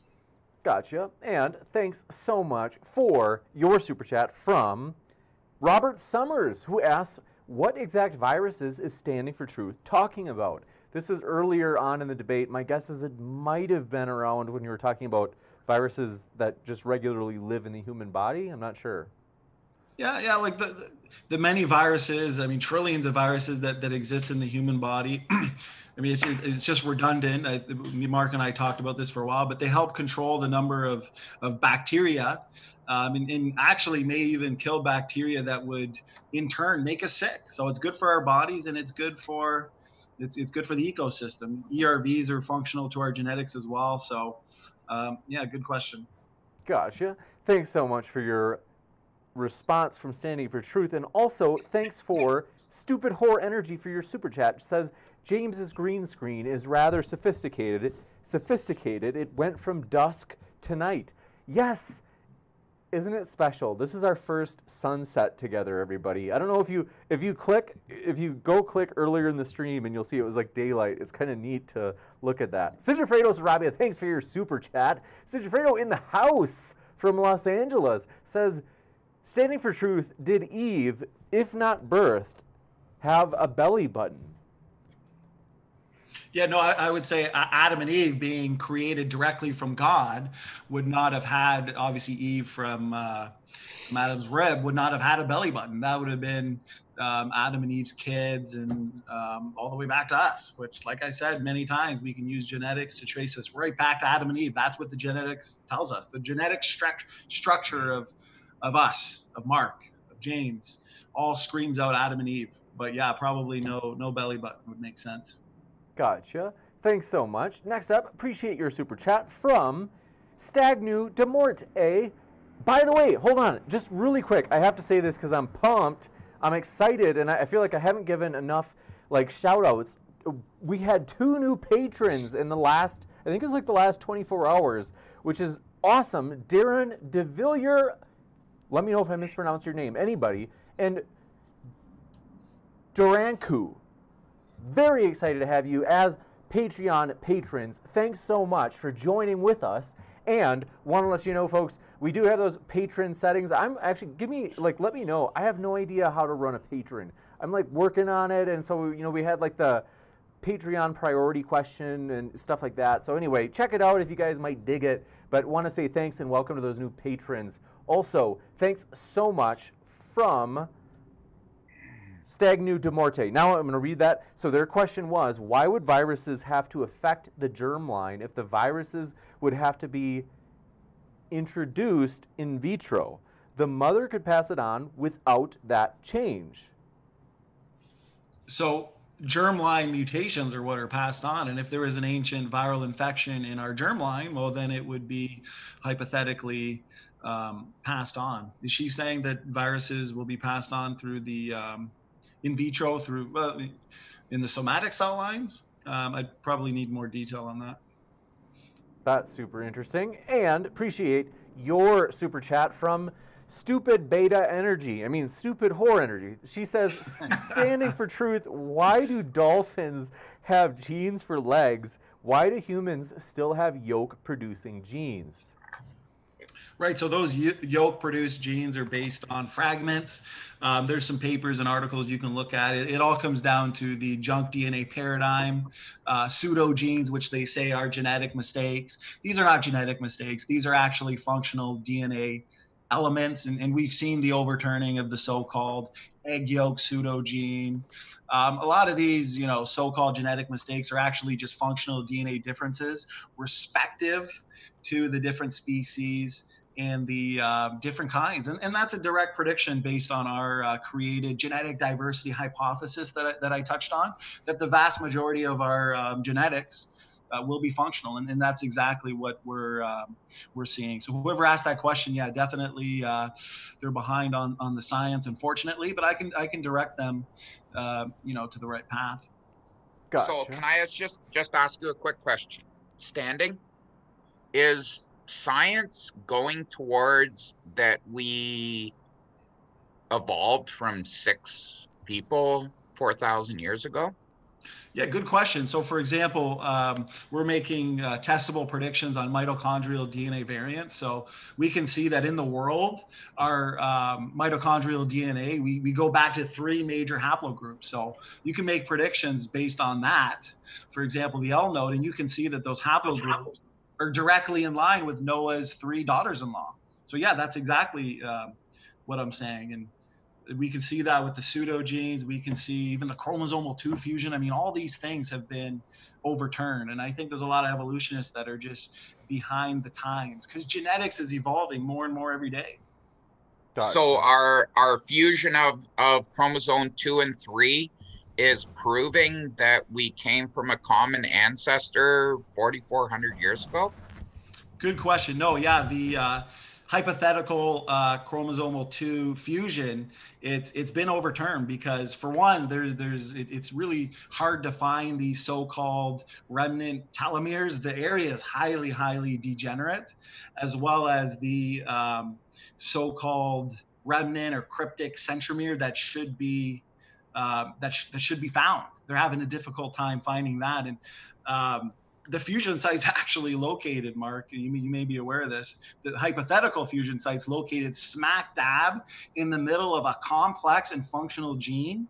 But its sequence contains a functional transcription factor binding domain that's, believe it or not, uniquely positioned to control the transcriptional complexity of that DDX11L2 gene. So there's many different factors at play that have overturned the chromosomal 2 fusion. It's not a fusion site.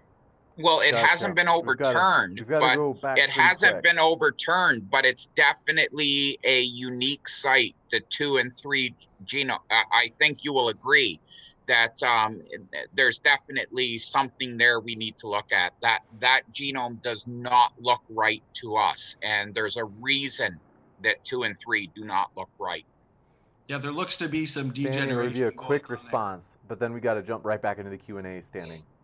Yeah, I'm just saying there's some degeneration going on there. Gotcha. That's all I gotta say. Thank you. Sorry to rush you, but Tioga in the live chat, by the way, said, "Standing for Truth is the smartest scientist in the world." You got a fan out there, Standing for Truth. That is the nicest thing I've ever heard. Yes, I paid that person to say it. So let's see. But thank you very much for that. Next up, Tioga, you said it. You can't take it back. Next up, appreciate your super chat from, let's see, this is Sigifredo Sarabia in the house. Says, "Woo! Mark, would you describe a lion as, quote, designed to hunt or jump? What's the cause of, quote, design in animals using, quote, unintelligible or, quote, random events in nature?" Yeah, that's a lot of quotes. So what it really comes down to is survival. A lion and a tiger is designed to survive in its environment. So if you look at a lion is designed to blend in to the environment that it lives in. So it lives in the savannah. You look at a lion, absolutely looks like tall grass. The colors match perfectly. You look at a tiger, which is part of the panther family. It looks exactly like the environment that it lives in. As a matter of fact, you look at both of them in the environment that they live in, and you cannot see them from the background. They're very well hidden. So there's a good example of speciation. You look at a tiger, lives in Asia. You look at a lion, lives in Africa. Yet they can breed together. So there's a really good example of speciation, moving to new geographic areas and then producing new offspring and adapting to their environment. Gotcha. Yeah. Mike James, Billars. can I just have just a tiny, tiny response? Super short and pithy. So I would say that the cat species, the cat family, goes perfectly well with the biblical base model. For example, the cat ancestor aboard the ark, which we were talking about earlier, if the cat ancestor was front loaded with a whole bunch of functional DNA differences, and with those has led to the origin of species, well, what other ways can we determine ancestry other than bleeding? Well, other than breeding, as Mark talked about. So if you use the cats as a basic example, Noah brings aboard 2 cats, and now we have everything from tigers to house cats to jaguars and in between. And then, like I said, we can look at function and other methods to determine kind boundaries and things like that. So that's a good example. Okay, thanks very much. Yeah, and just let me 10 seconds. If standing is right, James, we have no worries about animals going extinct. We can take our 2 house cats and we can produce tigers, we can produce snow leopards, and we will be able to produce lions. But we all know we cannot do that. But do the house cats have enough heterozygosity to do so? We can do round 2 standing for truth. Mike Billars, thanks for your super chat. They said, if God wanted us to see the evidence for him, as you mentioned, why not just come out and tell us instead of playing hide and seek with vague hints? Standing for truth, I wouldn't say it's vague hint. I mean, the complexity of our genome, for example, just screams a designer. I mean, we have our genome is multi-layered, it's multifunctional. The design in animals, in nature, for example, the evidence from even the first and second law of thermodynamics and genetic entropy that takes us back to a point of least increasing entropy in the universe and in our genetics. That's a point of creation. And God doesn't need to give us all this scientific based evidence. I mean, we're saved by faith through grace, of course, but he's given us so much scientific evidence to show that he exists, to show that he's there. So just like the Bible says, I mean, a lot of people are willingly ignorant and that they're without excuse, but the evidence is there. It really is. Next up, appreciate your super chat from Philip. Thanks for yours. They said, Philip, standing for truth, how did you determine that we came from Adam and Eve 6,000 years ago using genetics? If you need, can you cite a source for this? Oh, yeah. I mean, I've got a ton of sources. I've got sources for everything that I've talked about here. Sounds redundant to go over it again, but it's just in our mitochondrial DNA, in our Y chromosome DNA as well, based on the empirical method, based on pedigree studies, the mutation rates. We can make calculations that actually take us right back to 6,000 years ago to the common ancestor, mitochondrial Eve and Y chromosome Adam. Those aren't the only factors, but I'm not going to go on and on. And Gotcha. Q&A. Just rewatch the debate. Thanks thanks so much for your super chat from S.J. Thomason. She is in the house. Dr. Thomason says, Mark, if you saw, quote, I love you, unquote, written on the beach, would you assume a mind wrote that? Our DNA consists of 3.5 billion ordered, quote, letters. How can you claim we aren't designed?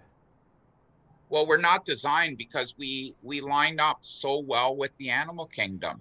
I know what they're saying, and I honestly do feel for the people that don't understand science, but we line up with the animal kingdom perfectly.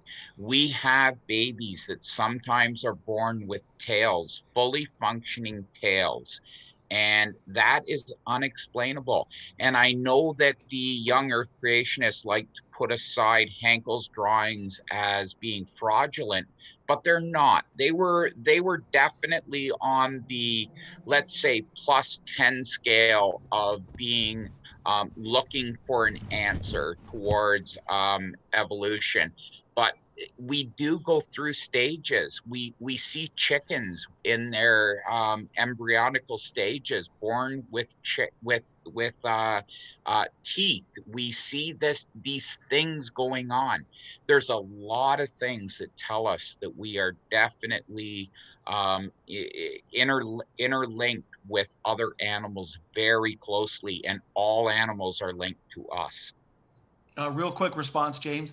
Yeah, as I indicated earlier, you know, the nested hierarchical patterns that we see in life, it's also predicted by the design model. I mean, the hierarchies we see is just reflection of God's hierarchical nature. So we need differentiating evidence to determine which model is true, universal ancestry or limited ancestry. And yeah, the genome that we've got layer upon layer of programming within the genome, and programming requires a programmer. So I just wish that Mark would look at the evidence more objectively, and I think he would he'd come to a far different conclusion than he has. Next up. Thanks. Sorry to interrupt you, but you are a man of many words sometimes, Standing for Truth. Thank you very much.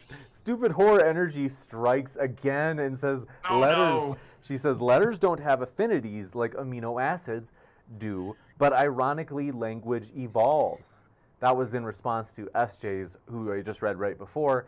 SJ Thomason strikes again. She says, Mark, do animals have the capacity to reason, apprehend beauty, explain abstract concepts, or plan for their distant futures? Yes, absolutely they do. If you look at the more intelligent animals, like take elephants, for example, every year on their migration, they stop and they respect their dead. They do like we do, where they return to the grave, and they will stand there and they will have moments of in movement. We've watched them. Yes, absolutely. Please do not underestimate the compassion of animals. I think even Standing for Truth will back me on this. Our animal, the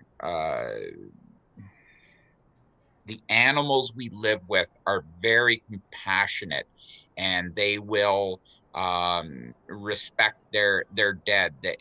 You know, you got dolphins. There's a lot of examples of this. Animals are very compassionate, and anyone with a dog would never ask that question, whether or not an animal can become almost human in emotion. Gotcha. Thanks so much, folks. We do have several questions that I got, standard questions that were asked earlier in the debate. So Call Me Emo, thanks for your question, said, Standing for Truth, keep this short, Standing for Truth, said, how can we empirically assess the limits of heterozygosity, and how can we identify the descendants of an original design? E.g., are all crustaceans related? I'll use just a few words, James. Easy. We see limitations in all species. We see limitations in genetics. Just like you can't get a dog the size of a blue whale or a dog the size of a flea, there exists limitations. And if Adam and Eve were created with this originally created heterozygosity, or the animal kinds had these, front-loaded DNA differences, if new species are formed from shifts from heterozygosity to homozygosity, that means there will be limits in allelic potential and allelic variability. So it's quite an easy answer, to be honest with you. Gotcha. Thank you very much, Standing for Truth. And Clone, thanks for your question. I saw you're still in the live chat. Stoked you've been here a good almost 2 hours. They asked, question for Standing for Truth, isn't the Adam and Eve he's talking about, let's see, sorry about that, my fault. They said, didn't the Adam and Eve that Standing for Truth is talking about live hundreds of thousands of years ago? Are these the same people in the Bible? Right, very good point. So I actually addressed that directly in the discussion. So when we use, empirically observed mutation rates for mitochondrial DNA or studies in the Y chromosome, the empirical method tells us that these ancestors lived recently, just thousands of years ago. But when evolutionists do the same studies and analyses, they don't use the empirical method. They don't use observed mutation rates. They use hypothetical mutation rates that are 10 to 20 fold lower than what's actually observed. So they add in evolutionary based assumptions to come up with their date. Gotcha. Thanks so much. Let's see.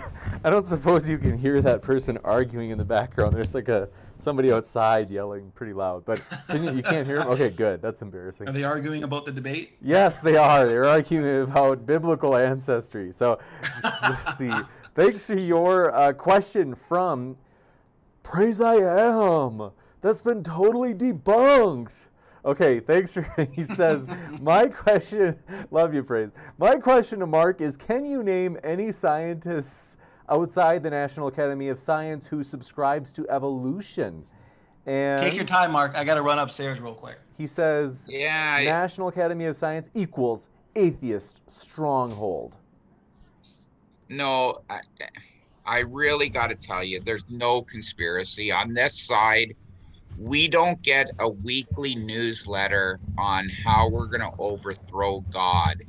I'm telling you from this side, as a engineer, as a person who follows science, there is no conspiracy.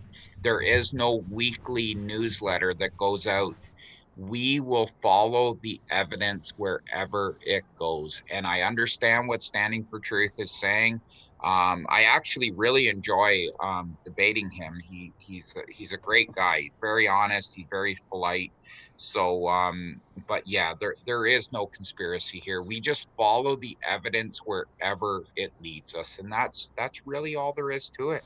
Gotcha. Thank you very much. And I want to let you know, folks, really excited. Tomorrow it'll be, I decided I was going to release this earlier this month, but I was like, oh, it'd be fun if I did it like the exact date 6 years after it happened. So tomorrow I will be releasing one of my old debates that was in person in Mankato, Minnesota. So highly encourage you to check that out. It's my hair is embarrassing, but you'll see. So that will be posted tomorrow around noon Eastern Standard Time. And also, though, very excited about another debate. This one will not be from the past. This one is from the future. It is on April 6th, and that's going to be G-Man and Erica. It's April 4th or 6th. We're figuring it out.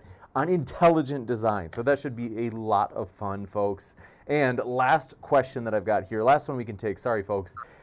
Question for Mark. It's a cheeky one for you, Mark. It's from Mitchell.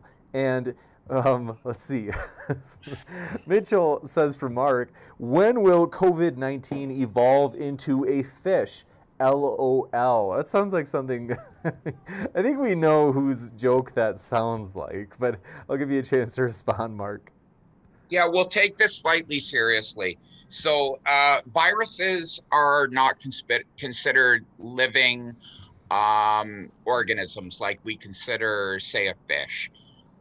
They're not living. They're missing a lot of the parameters that we put on what we consider a living organism. So no, it's not going to evolve. But what it's going to do is we're all going to become immune to this. We're all going to go through it. We're all going to run this through our system. We're going to build up an immunity to it. And just like influenza, next year, it's going to come back. It's going to come back in 2 years, and it's going to have mutated. And we're not going to have an immunity to it. And we're going to go through it again. And that's our concern. Gotcha. Thanks so much, Mark. And yes, isn't it? It's just a strange time. It's never been stranger. I've never lived through anything like this. Mark, have you ever seen anything like this? I don't think you. I would doubt you have. No, I've never seen. I'm 52 years old. This is really strange times. So what I can say to people is, this is not going to be over real soon.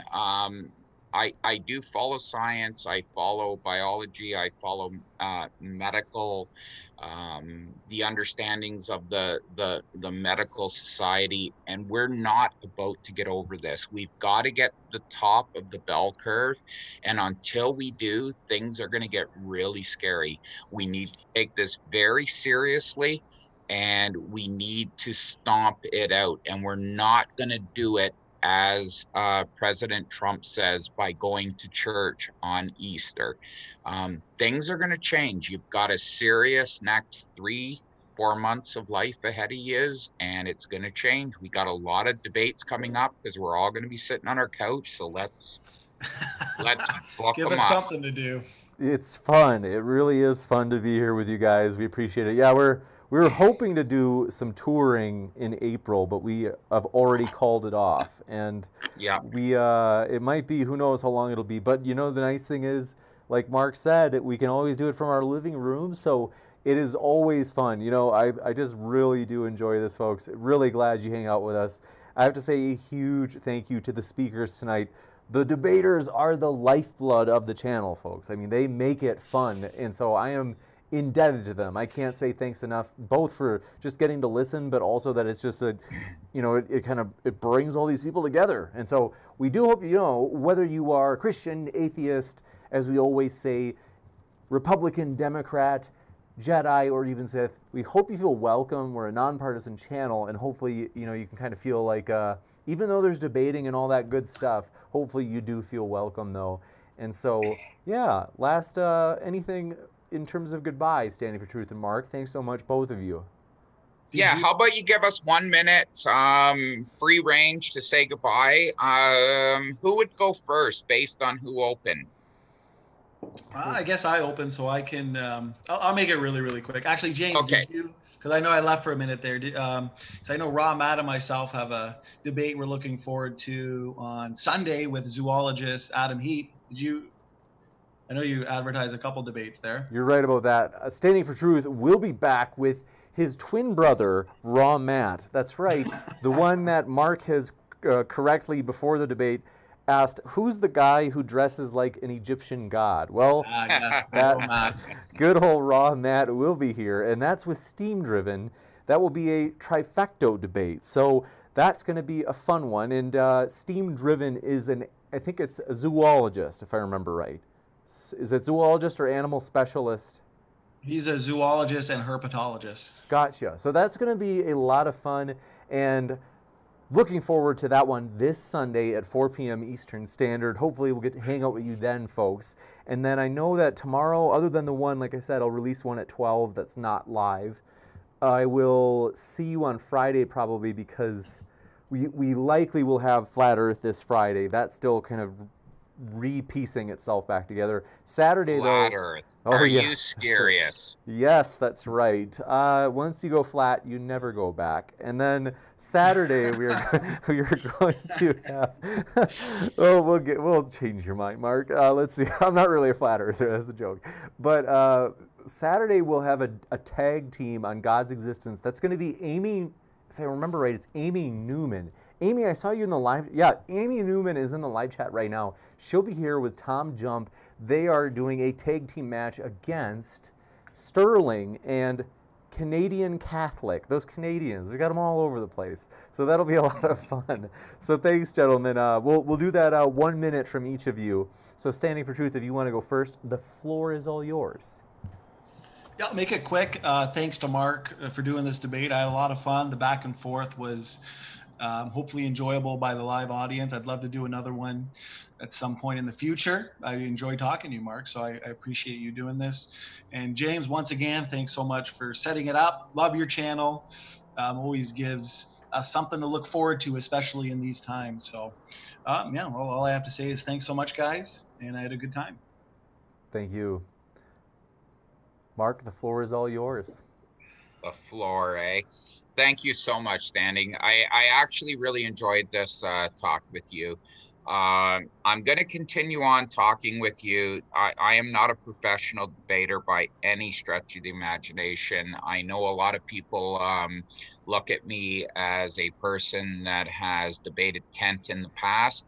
I want to go on record tonight as saying that I will no longer be debating Kent Hovind. I will not be talking to him in the future.